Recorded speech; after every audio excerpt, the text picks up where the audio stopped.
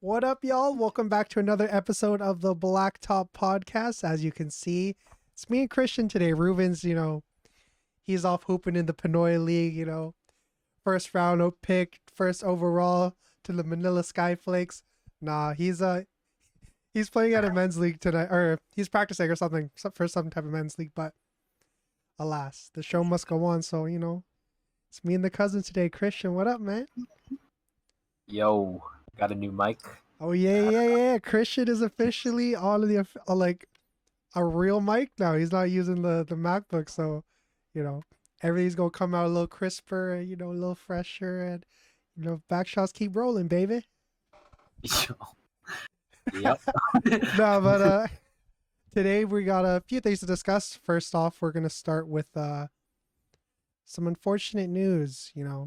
Obviously there's a Chet homeroom thing, and then from there we're gonna talk about the recent trade that just happened, where it's gonna be an interesting backcourt to say the least when it comes to the Lakers, and then to end it all off, the bulk of the episode, at least today, is gonna be really focused on. When I did this for like my first podcast, the Bucks and Six one, but then it kind of evolved into this. I kind of categorize this as, who's got next. Obviously on the blacktop, that's the age old saying, I got next. And I think you can apply that to the NBA in whatever manner, whether it's like, who's next to get paid. That's like always a big one. But this one's more keen to who's next to really take that next jump to the next level. It's not necessarily who's going to, jump into superstardom, who's going to be an all-star, but, who's going to really make an impact on their team. But before we get into that, let's talk about some unfortunate news. Second overall pick, Chet Holmgren. Many view him as a more skilled, more defensive-minded Kristaps Porzingis, and unfortunately, it's not it's not the best start to his NBA career. Unfortunately, as you all know, he injured his foot in I believe it was the crossover Pro AM game. But because of that injury that he sustained, he is going to be out for the year. So first off, Christian, what are your initial thoughts around this? Honestly, man, I actually I think I was on Facebook or something, and I saw that he got injured, and I didn't think much of it because the original headlines, I think when he first got injured, didn't state that he would be out for the entirety of the season. And then you look and I found out only recently that he is out for the entire season, and I don't know how I feel about Chet himself and him getting injured, but I think this just kind of really sets back the OKC progress. I think they're at a point at a crossroads where they should kind of be making progression towards not being a lottery pick team anymore. They have Josh Giddey, they have SGA, they have a lot of talent. You don't disrespect the other Canadian man, Lou Dort. Oh shit! A long day at work. I almost forgot my boy Lou Dort. They have a very solid team, and they're really if you really think about it, with the insert of Chris Paul just years back, they were a playoff team, right? I'm not saying Chet Holmgren is going to have that immediate impact, or who knows now, but he could have really been that, and I think they could have been not maybe a contending team, but at least a competitive team this year, and it's kind of worrisome, I think, given that you got a ton of players on rookie contracts, and certain people will have to get paid and eventually, and I feel like you're just wasting another year, but you can't really do much about it. You're not going to trade away Chet or anything like that, but it is just I think shitty for the OKC franchise as a whole, because I think they could really benefit from seeing results this year, and it's kind of unlikely now that they really don't really have much to lean on in terms of projection when you think about their future, because they don't know what it really looks like without Chet. No, for sure. I think first off, I think the thing I want to say is I don't think people should. Not that either of us are, but I think just seeing how Chet came into the league, obviously thin frame, everybody, all the jokes were as soon as he goes up against LeBron, he's going to get babied. We even saw that in the summer league and stuff like that, where even Kenneth Lofton was able to back him down. But I don't think they should be Well, obviously it's a tragic thing, but I don't think it should necessarily be a thing for people to really say, "Oh, I don't know if Chet's ready for the next level," because I mean, there's been a lot of players who missed out on their first year due to injury.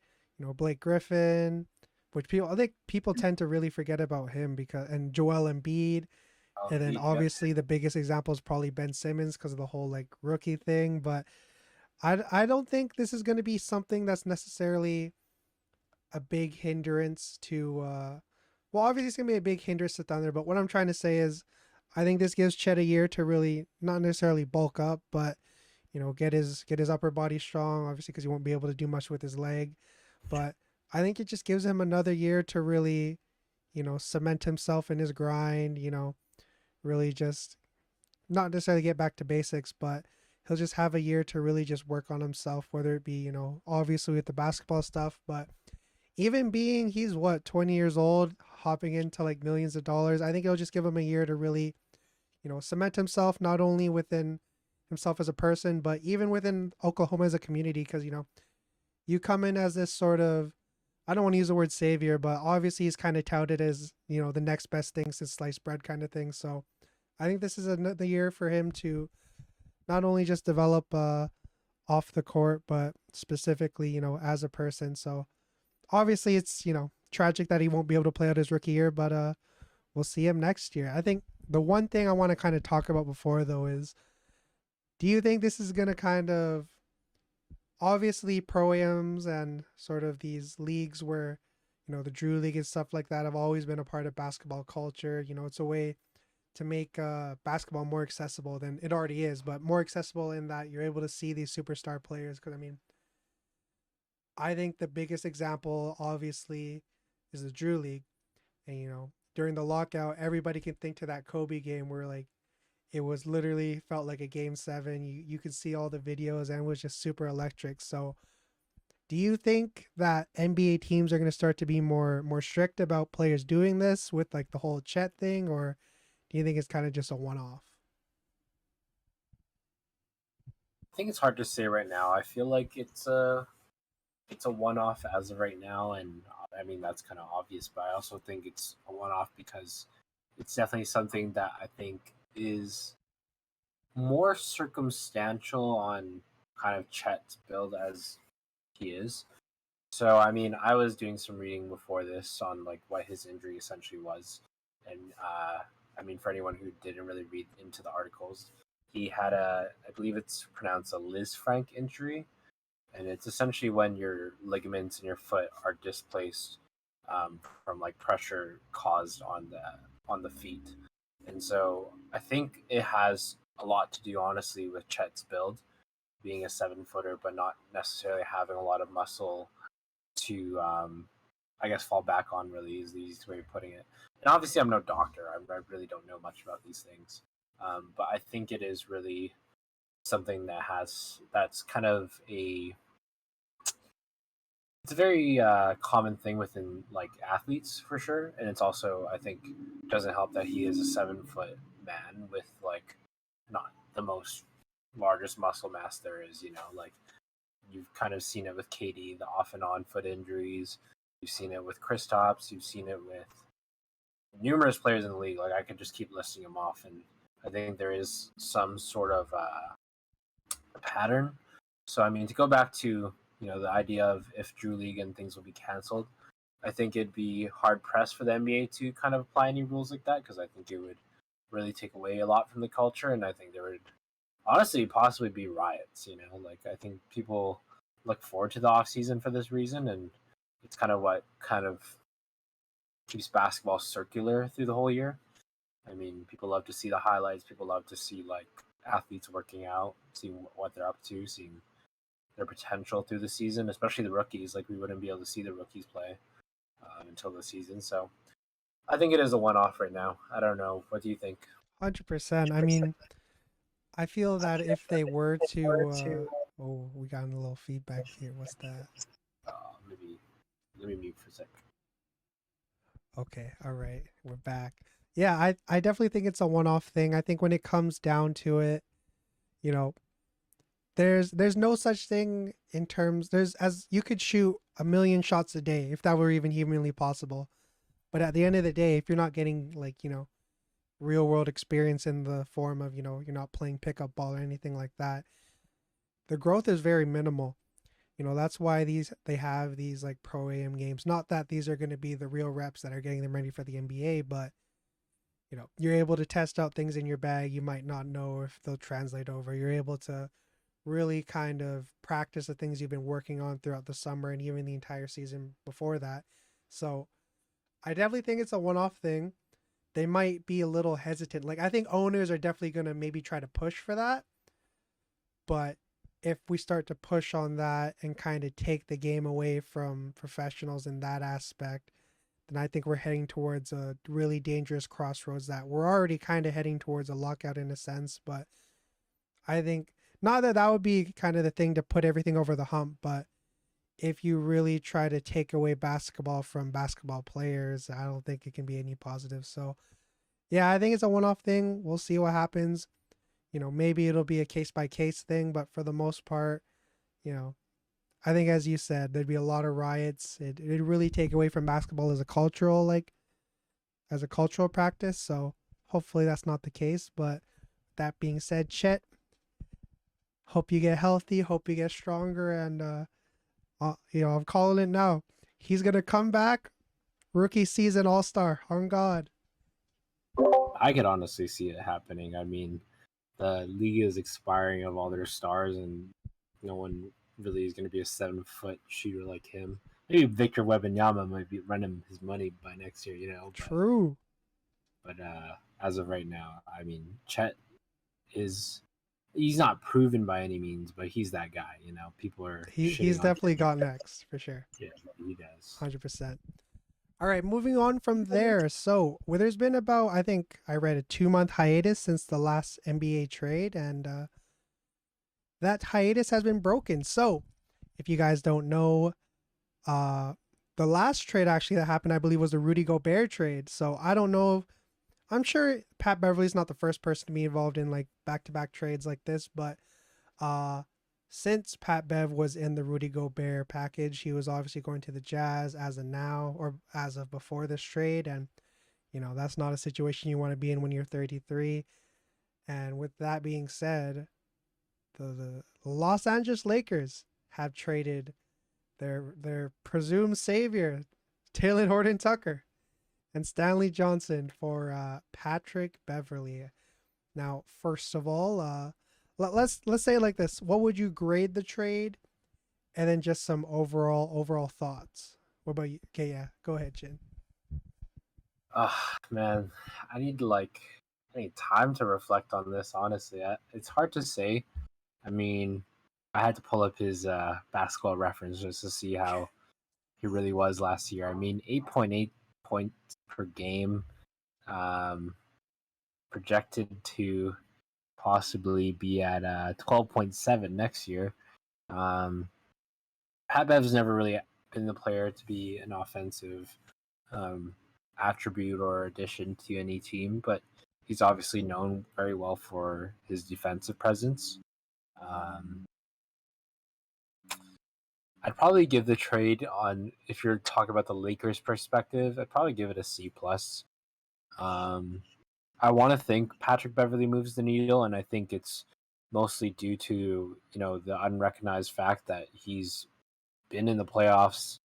I believe he hasn't actually missed the playoffs for the last I think it was 12 years or something like that. That's the thing so far. I think Yeah, and I think that speaks a lot to how he's a winning player. Like at this point, he is a vet in the league, but I think he's still very serviceable compared to some of the vets in the league. And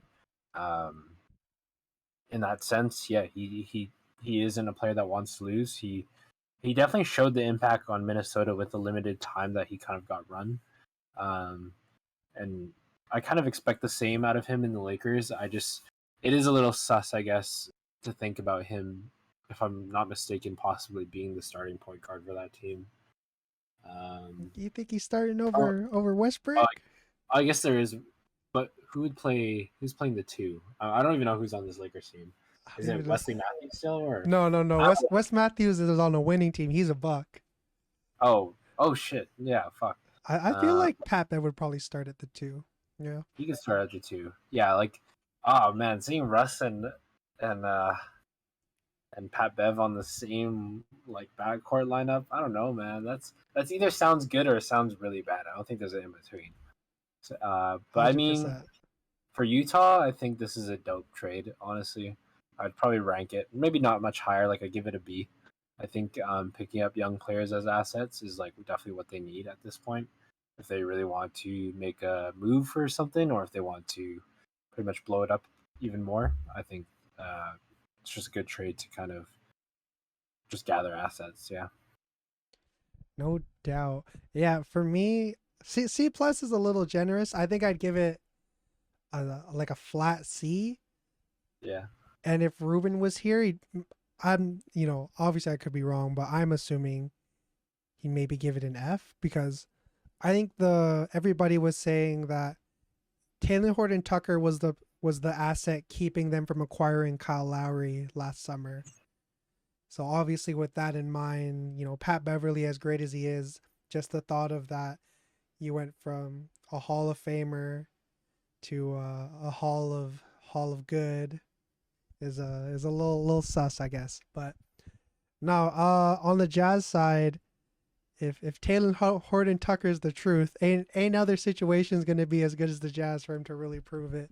And it does suck that they lost Stanley Johnson to this because obviously the Lakers were probably the most disappointing team last year, and one of the people that I think were really kind of a bright spot, if you can even really call it that, was Stanley Johnson. He provided some good like stretching off the floor, nice wing. This obviously a league of wings, so every team needs that. So I think this really shores up their depth at that, and it's kind of very shallow now looking at it.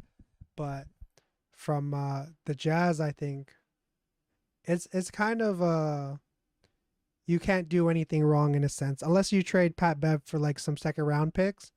The fact that you're able to turn it into, again, this guy that is presumed to have all this potential but hasn't really been able to realize it yet, and you get another guy was obviously kind of looked at as a bust, predetermined to this season, but even this season you can't really say now all of a sudden he's going to be like that guy kind of thing. But Stanley Johnson, I think Stanley Johnson's going to be a guy that you could see potentially going back later on, but as it is right now for the Jazz, solid. For the Lakers, I like it, but I think it's not a matter of if Pat Bev's going to do his job, because he's obviously going to do that.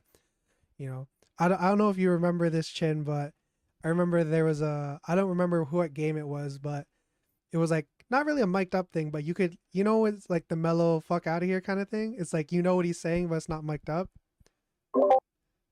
I think so. Yeah. Yeah. So it wasn't that exactly, but I remember there was a possession where it might have just been Braun and the center on the floor in the paint. And granted, this is on defense. And then the other 3 guys were like, for some reason, out on the perimeter.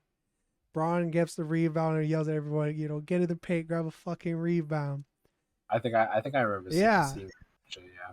I think seeing that play instantly kind of shows why Pat Bev is going to be on this team. He's a guy that's out there to hustle. He's not going to play no games. He obviously wants to keep his streak alive.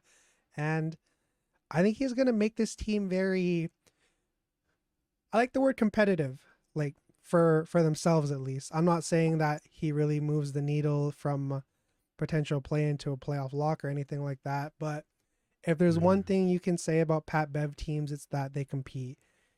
On the Clippers. Not saying that he was like the guy on that team, but obviously he's very much the heart of the teams he's on.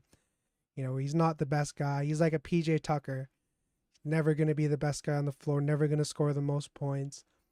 But, there's no way to judge the heart that's in that man. And Pat Bev has a lot of heart. Obviously it kind of spills out into like some unsoluble things from time to time, but the one thing you can't say about the man is that he doesn't work. And I think that's something that the Lakers really need. So, again, it's kind of lessened by the fact that they could have gone Kyle Lowry for a similar package. But, you know, any team that has Patrick Beverly, I think, is in contention to make some noise. So, I Yes. can't wait. I can't wait for them to win the play-ins, and then he's probably gonna like throw his jersey in the rafter and like throw it high so it gets retired in Staples, something like that. I don't know, but it's an exciting trade. I'll say that for sure because Pat Bev is a guy 33, doesn't really have the best parts of his career behind him. You really want to see him kind of cash in on these last couple of years. So, with that being said, those are kind of the two mini topics we wanted to cover. So, let's head on to the real meat of this podcast. So, I keep saying so a lot. Christian, I'll let you go first. Who do you think is a player is going to really take that next step? Who's got next in your opinion? And who's got next? I did make a list of players initially, and I think when you ask who's got next now, it kind of rings to me a different type of player in mind. So I think the first person I wanted to talk about, and I think you probably have this person on this list, is probably Keldon Johnson. I mean, early in his career, he's already shown kind of glimpses of being maybe not a number one option by any means, but being like a very solidified league for you. Dealing with some Wi-Fi problems, so I can pull up his basketball reference. But I think what I will say is it's kind of obvious at this given point that he is going to be the number one option for at least this year. I think that it's pretty hard to gate that he won't average at least I personally think he's going to at least average 20 points per game. I think for in the 2021 season, he was already averaging and 6 rebounds. I mean, there's already numbers that I think are very solid for the position he plays, and I think he's gonna have a lot of leeway in terms of and where the ball goes. And granted, he might some I don't want to be mean, but useless minutes. At the end of the day, they are gunning for Webenyama, but I think all that given, I do think a good chance to at least raise that he can be that guy in the league. It's hard to say though. Yeah, that's I think that's my first guy for sure. I think he's the guy that stands out for me in this next coming season. Probably someone I'll take in the early rounds of fantasy.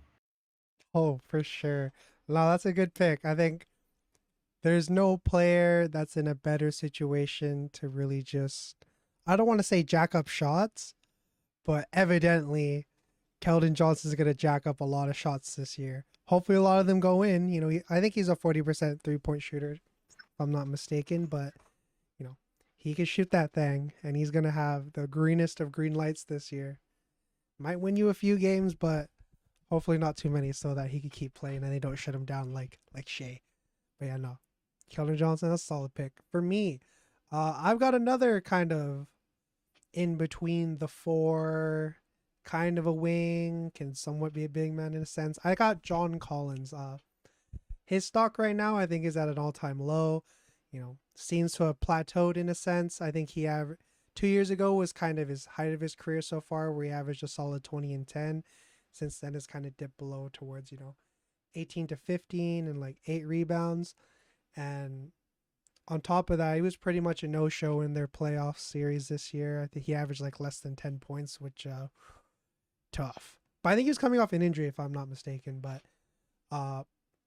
to keep it short and sweet, he's going to be playing alongside two of the best playmakers in the league game right now. And because of that, I think he should have a field day. Whether it's catching lobs, pick and roll, whether he's rolling to the hoop or rolling out to the perimeter to get a 3.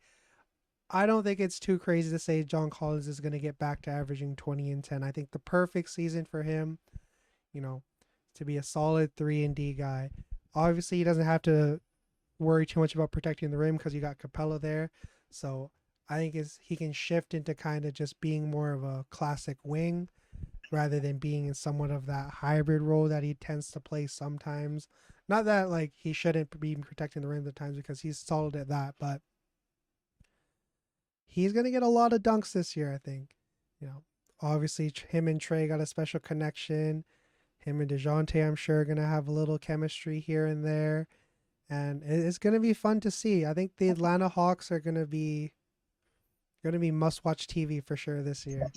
And the perfect season is gonna be John Collins averaging, a solid 20 and 10, and getting back to upwards of like 35-40% from the 3-point line.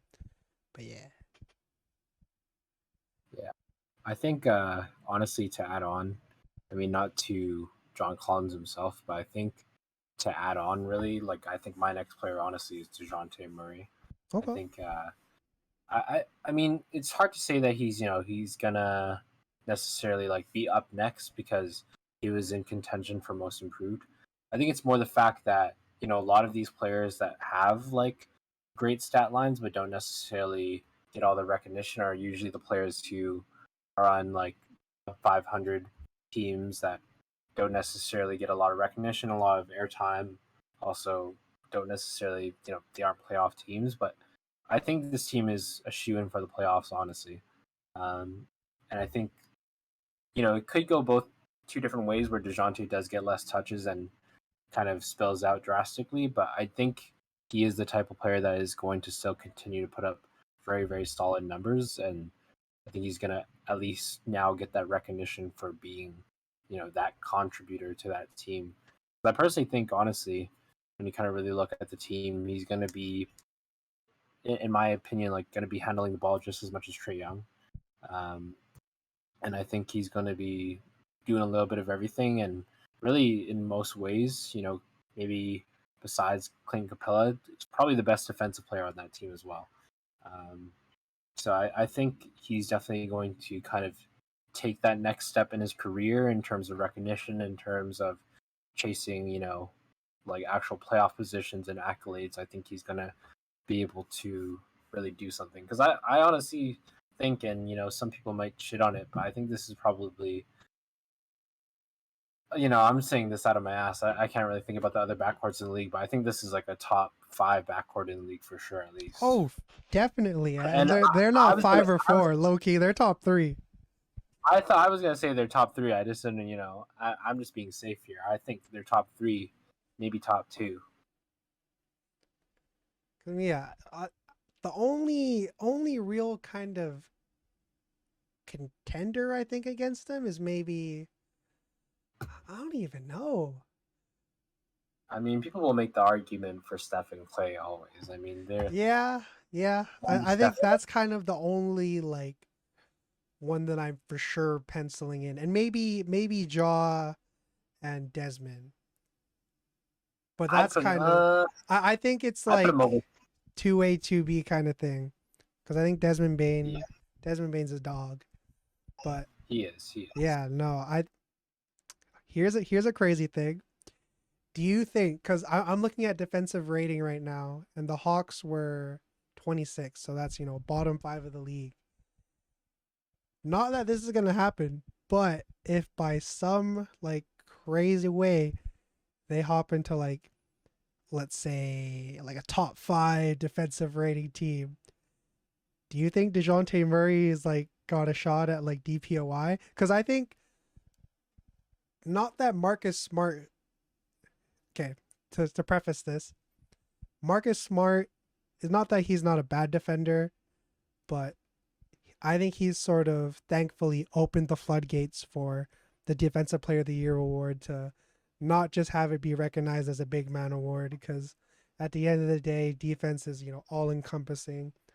And I think a lot of that, especially in today's game, has to do with the perimeter. And Dejounte Murray, I think when it comes to like perimeter guards, perimeter play, and the defensive end, him and Drew are like classes above everybody else, in my opinion, when it comes to like the guard position. So, to make a long story short, do you think that if the Hawks are able to get to like a top 5 team defense, do you think Dejounte Murray's got a shot at DPOY? Oh, for sure. I mean, this isn't like I don't. I mean, it's not not saying it's not a question, but he's definitely, like, I agree 100%, like, amongst like the best defenders in the league, like, period. I don't think there's really like anyone that kind of even plays like DeJounte himself. I'm relatively high on him. Maybe that's me speaking out my ass because I had him on my fantasy team and he did wonders. But I think it's also honestly because he like is literally like an all-encompassing player, and we really haven't necessarily seen that in a ton of players like through the league in like a span of years. Like in my mind, like when you think of like true two-way players, I think of like literally the best players like Kawhi Leonard.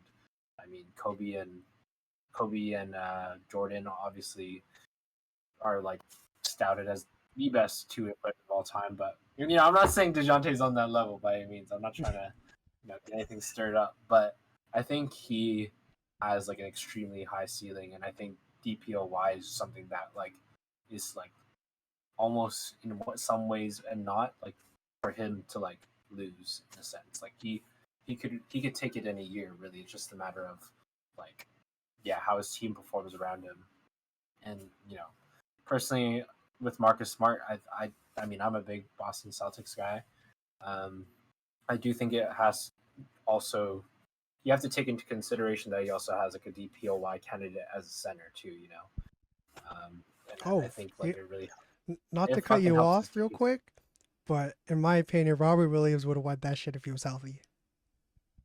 Exactly, and so it really helps his case that like the Boston Celtics were the number 2 defense, and like because not only Marcus Smart, but because of the people around him too. So it comes down to the Atlanta Hawks, I think, at the end of the day, for DeJounte to kind of go to that next step.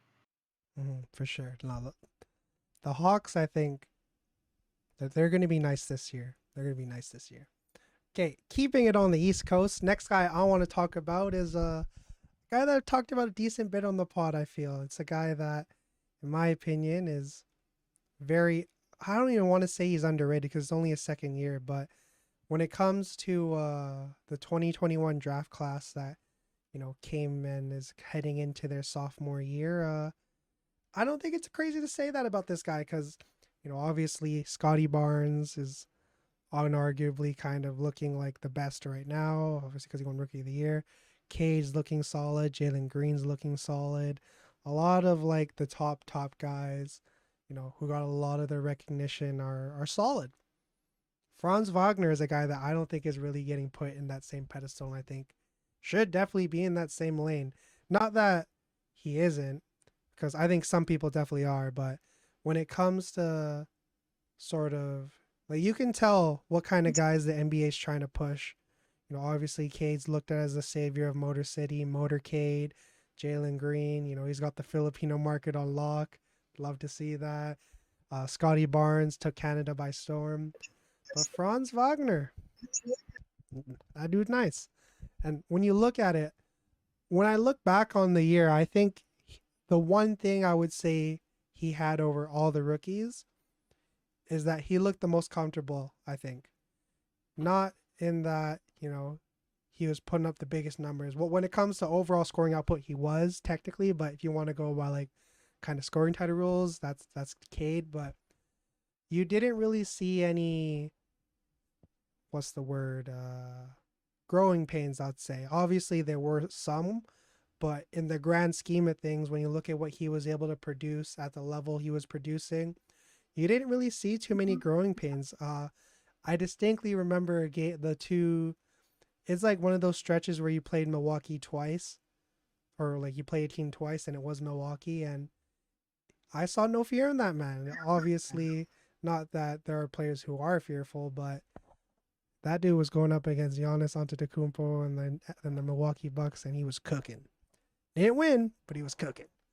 And not only that, when you look at Paulo Banchero and what he's going to bring to that team, obviously he's going to be there to score the ball a whole bunch, but also we saw in the Summer League in the one game to kind of extrapolate and blow that out proportion is that he has solid playmaking, and that for Franz Wagner I think is going to be something that he really benefits from.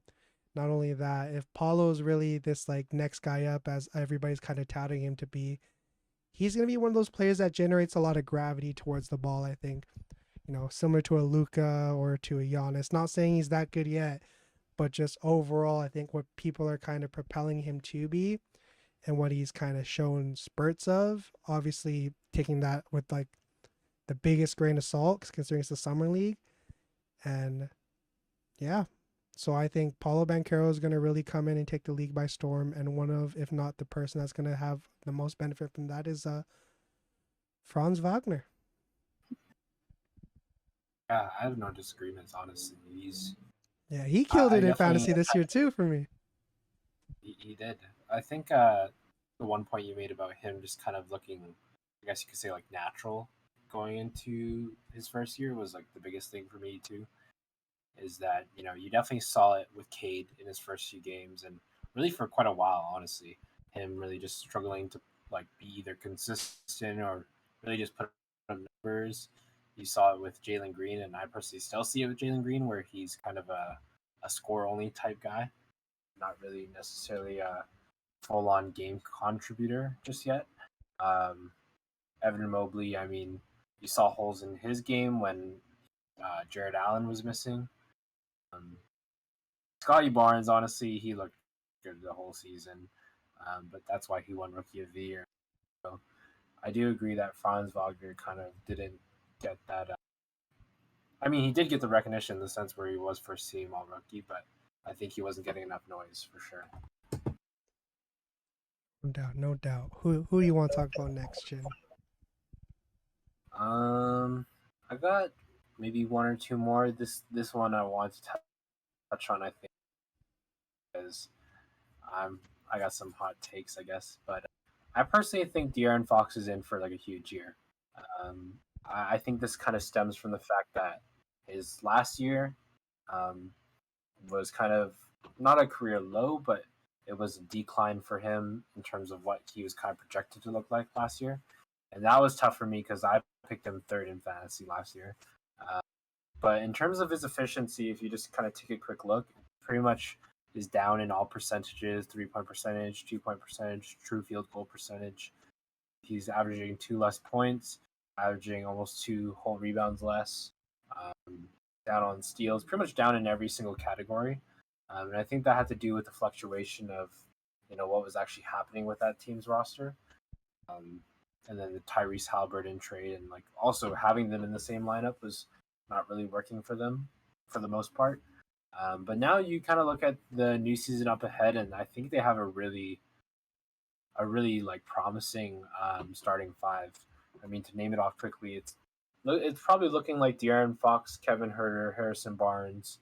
I would say Rashawn Holmes is going to play at the 4, if anything, and Domantas Sabonis will play at the 5. You don't think I think Keegan that's like Murray is going to start over him? Okay, maybe. Yeah, I mean, Yeah, because I feel like I mean just for spacing wise, Keegan Murray makes more sense than Rashawn Holmes. that just makes. I mean, it's hard to say, but I would say either way, that's like a really competent starting five. Like Kevin Hurt, definitely a great player to place into like the two guard position for a guard like De'Aaron Fox. I think it'll allow him to space the floor properly and not necessarily depend on another player kind of being the primary ball handler, where he can actually be that. And I think he's going to be able to feed Domantas Sabonis like almost endlessly. Like the talent kind of,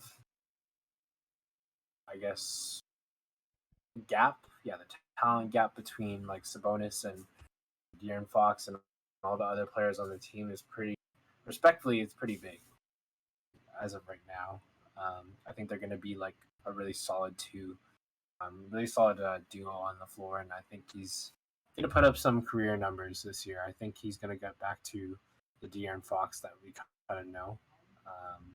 And I mean, maybe it's tough to say this without swallowing my pride. Sorry about that, y'all. Had a couple technical difficulties, Wi-Fi and all that good stuff. But Christian, you were in the middle of a very hot take, and I want to hear it. So what's your belief about the Sacramento Kings? All right. So here's my kind of whole ethos around the Sacramento Kings as of right now. I think De'Aaron Fox struggled this season, and I mean it's well known because he was beside another premier guard, and I think he's just not the type of guard that can honestly operate beside another guard that needs the ball in his hands, and that was Tyrese Halliburton. And it also didn't help, that truthfully they didn't really have the pieces at the time in their team to actually make that work. Like they didn't have Demontis Sabonis before that trade, and Harrison Barnes is really that other contributor for the team, and so they had a lot of holes. They also had Rashawn Holmes missing for a good amount of the season because of his fucking eye for some reason. Um, and I mean, those are just things to consider when you think about how the Sacramento Kings actually panned out last season. I think a lot of people will put the blame on De'Aaron Fox, and in some ways he was inefficient compared to what he was supposed to look like this season. But that being said, I mean, I personally think they could scratch the playoffs given the kind of genetic makeup of their team now. I mean, to have a guy like Kevin Herter kind of rolling into the two guard position, and I mean, looking at this depth chart, actually, Malik Monk also could really slide into that position seamlessly, or really kind of it could really honestly be a really great guard combo between those three. Davion Mitchell is still in the rotation, who is honestly a really great defensive presence. Harrison Barnes has shown that he's really still present in the league. I mean, there's no question about that. And then they have their rookie Keegan Murray, Rashawn Holmes, and Demontis Sabonis, without question, are like, I mean, Demontis Sabonis more proven than Rashawn Holmes, but Rashawn Holmes honestly is, I think, well in the come up of being like a really great center in this league. Given that he is in a poverty franchise as of right now. I mean, I do think this team could really turn it around this year. Um, it's really tough to say that without swallowing some of your pride when you really think about how stacked the West is.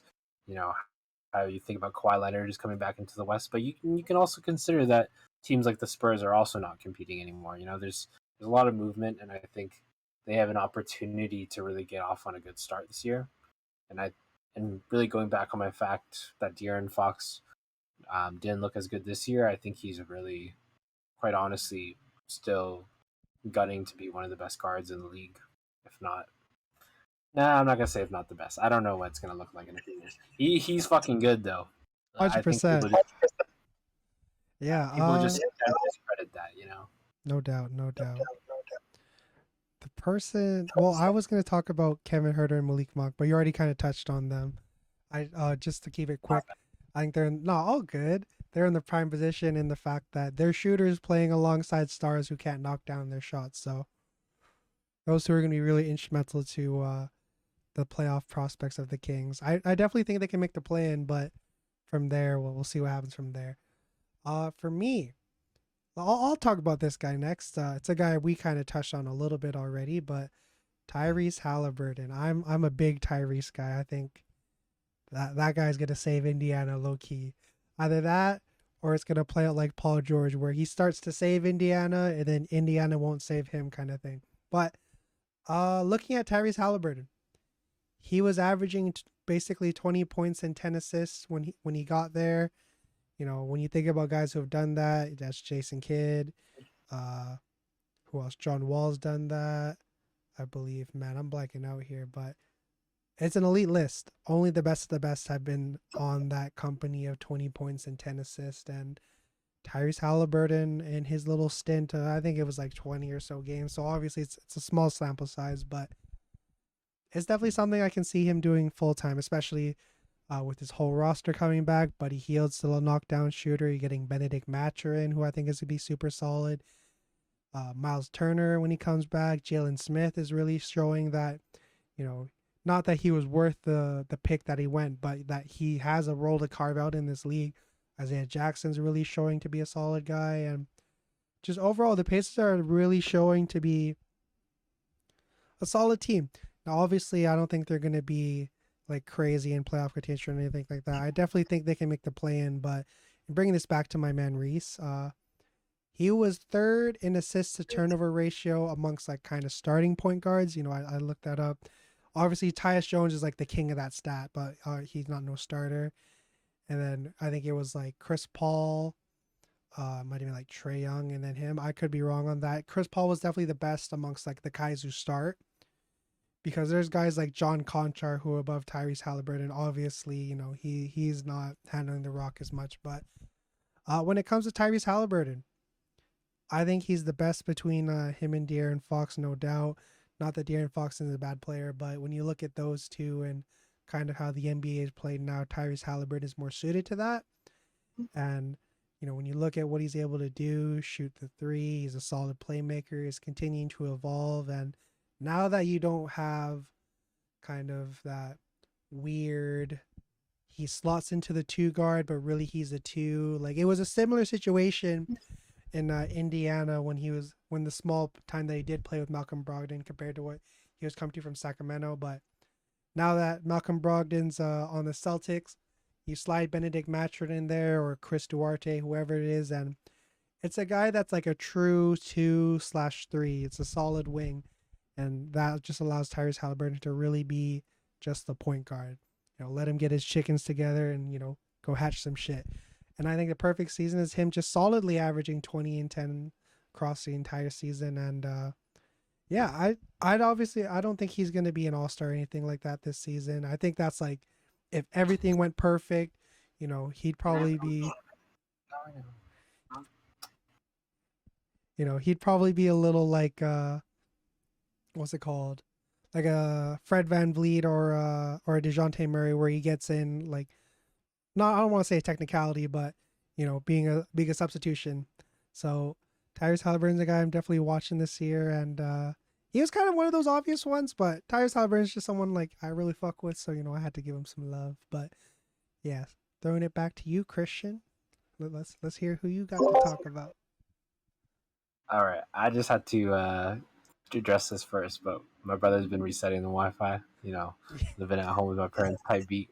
Had to cut off DJ there real quick, but I just had to keep it real for the podcast one time.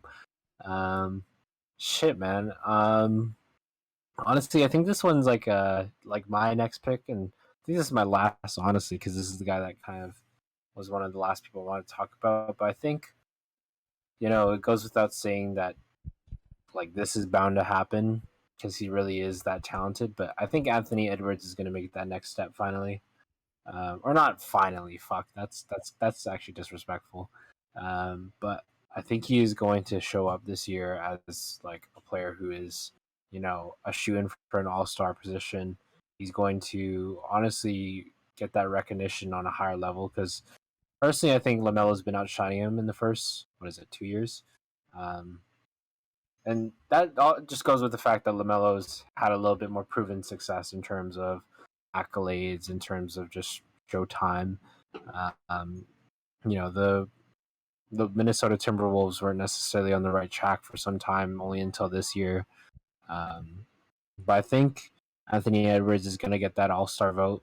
He's going to more than likely be able to, improve his statistics. I honestly, this is more of an emotional choice than a like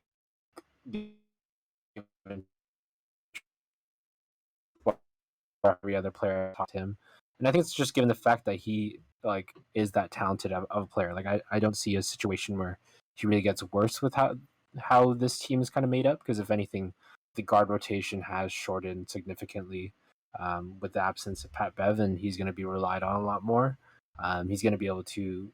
I think there will be a few more growing pains this year. I think in terms of facilitation within that team, it's going to be tough to see like who kind of stands up, and I think D'Angelo Russell will probably evidently step into that role, as he'll probably take on the one, as Anthony Edwards will take on the two.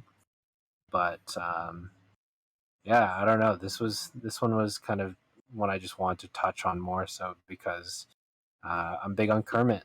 I personally like him a little bit more than LaMelo, if I'm going to be honest. Yeah, you're not wrong there. I think Kermit's the truth.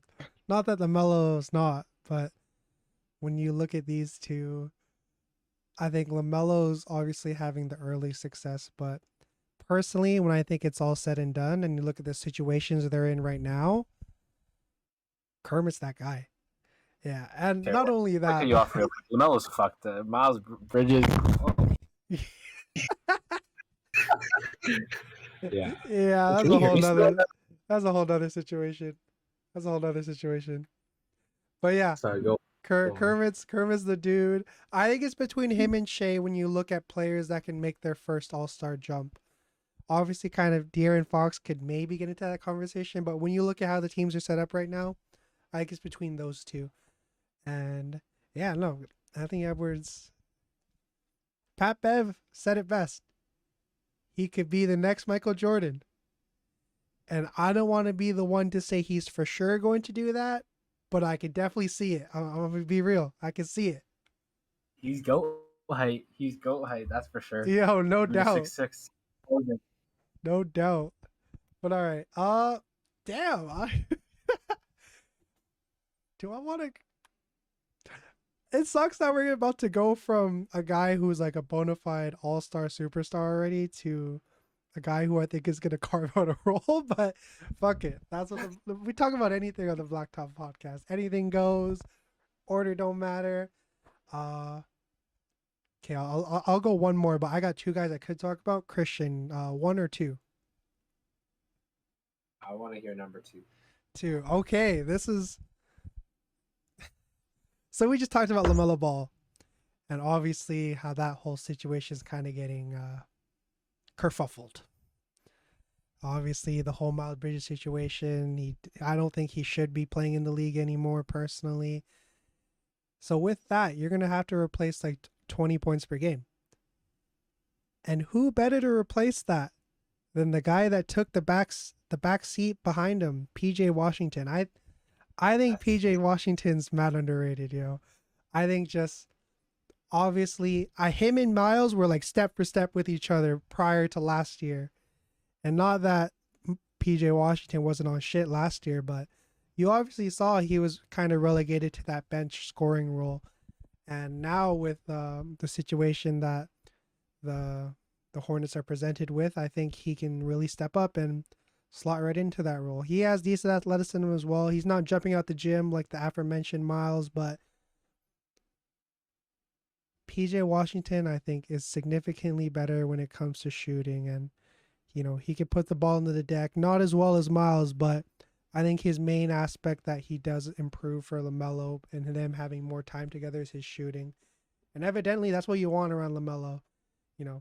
The NBA is obviously a very drive and kick league, and if you want to embody that philosophy, put PJ Washington out there. Play solid defense as well, and I think he's really going to be in the position to make sure he's be able to pay that child support. I No, personally, sorry, go on. but yeah, no, I think PJ Washington's going to have a really big year this year, just based off like what the Hornets are going to have to do in terms of replacing that scoring. And yeah. Yeah, I think to add on, honestly, I didn't even really think about this because I've kind of crossed out the Hornets in my mind as being like a fun team this year, or just I feel like the spirit has really been mangled. But what I will say honestly is like PJ Washington in his first year or maybe second, I don't remember when I started kind of following him. He honestly looked like a kind of all-around contributor to the game, and at some point I thought he was really going to kind of take that next step, and I think Miles Bridges luckily just kind of got ahead of him in that sense with LaMelo and him kind of having that connection. But I think Miles Bridges, or not Miles, PJ Washington has that really has that talent to kind of be a all around force on the team. Like even when I was following him, he was putting up a decent amount of assists, and he was definitely playing great defense, and he's doing the role. How tall is he? 6'8", 6'9"? I don't think 6'7", but he plays backup five sometimes. He plays small ball five. Yeah, definitely. Yeah, and honestly, like I think kind of if I were to give him a projection in a best case scenario, he kind of looks in some ways to me like a Bam Adebayo type player, where he kind of is like that hybrid center. That's maybe speaking a little bit much. Bam is one of the best, like arguably, I'm not going to talk too much about Bam, but he's up there. with all centers. And I'm not gonna say PJ Washington is at that level or even has the ceiling of that level, but really in my mind, like the kind of build and how they kind of contribute to the teams is similar, at least in terms of the parallels right now. And given that he is going to get a significant amount more of touches and the fact that he has something to prove, especially, I think he can definitely at least blossom into something bigger than what people expect him to be. I don't know if I could hop on the Bam train with that, but I just see similarities. Maybe I should just keep it at that. Yeah,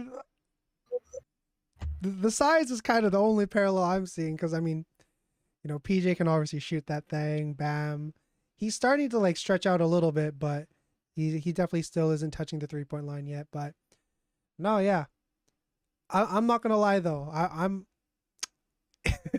it kind of sucks. I'm gonna go from talking really highly about PJ to like kind of shitting on his team because I'm gonna be honest. I think the Hornets are going to suck this year. I think they're going to fall out of the play-in position that they've been in the past couple of years. 100%. And I think that's mainly based off not only just the whole, I'm not even going to talk about it anymore, but the hiring of Steve Clifford is so, I think it's such a cookie cutter fit in that he's a guy that's kind of no nonsense and he's very like firm and it's kind of not as good as Thibodeau, but that same kind of firmness in that it's like kind of my way or the highway. And when you look at the personnel of that team, well, a big chunk of that personnel that kind of is the antithesis of that belief is kind of gone. But LaMelo Ball is a guy that really thrives on having the freedom, having that, being able to play his form of basketball, very blacktop light. And I think what Steve Clifford's going to do for that is really, really box that in. And I'm not going to be a big fan of that personally. I could be wrong and maybe like sees what he has and starts to loosen the reins a little bit. But just based on what we've seen with teams he's coached in the past, I don't think it's a good hire personally. I think they should have kept James Borrego personally. But yeah, no, I think PJ Washington's going to be a bright spot on this team, but overall, I think it's going to be a long season for Michael Jordan's team. I'll say that much. Meanwhile, Michael Jordan is playing on the Minnesota Timberwolves, so. Touche. I think that's the perfect place to end there. No, so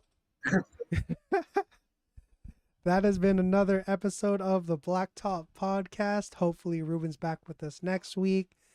And yeah, Christian, got anything left to say? I'd like to retract my statement on Bam and PJ Washington. I think they have some similarities. But, I think I probably said some things that I'll probably regret if I listen to this episode. Yeah. Hey, I respect that. You said something that was outlandish, but you retracted that. I respect that. But also, if you want to stand on it, kind of thing. But nah, we'll be back next week talking about all things men who play with balls and the NBA and all that stuff. But with that being said, stay safe, stay blessed. We'll see y'all soon. Back shots.